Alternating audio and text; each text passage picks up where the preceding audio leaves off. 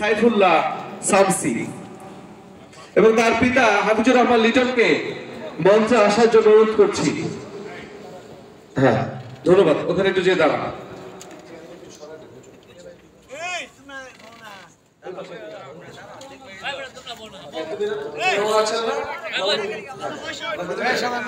হ্যাঁ, দেখতে পাচ্ছেন যে হাফেজের পিতা হিসাবে তিনি কিন্তু সম্মানিত হয়েছেন। তিনি এই দুনিয়াতে সম্মানিত হয়েছেন এবং আখিরাতেও আল্লাহ পাক তাকে সম্মানিত করবেন ইনশাআল্লাহ। ধন্যবাদ। এরপরে হচ্ছে আমি মঞ্চে ডেকে নিব হাফেজ মাওলানা হাফেজ মোহাম্মদ আল আমিন। হাফেজ মোহাম্মদ আল আমিন, পিতা মোহাম্মদ হুমায়ুন কবির। বাচ্চাদেরকে বসতে বলবো, তোমরা বসো। বসতে বলবো। এখন পাগড়ি পরিধান করছেন,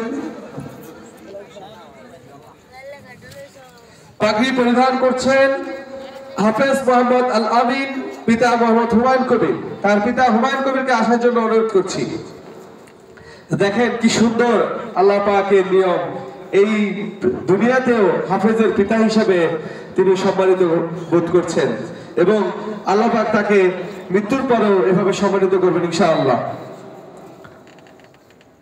পাগড়ি পরিধান করে দিচ্ছেন হাফেজ মাওলানা মুফতি সুলাইমান জামালপুরি এবং মুফতি সাইফুল্লাহ শামসী।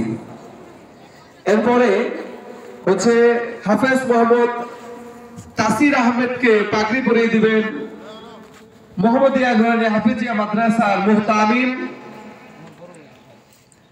পাগড়ি পরিয়ে দিবেন মসজিদে আমাদের মোহাম্মদিয়া নুরানী হাফিজিয়া মাদ্রাসার যিনি মুহতামিম, তিনি পাগড়িটি পরিয়ে দিবেন। হ্যাঁ, মুহতামিম মহোদয়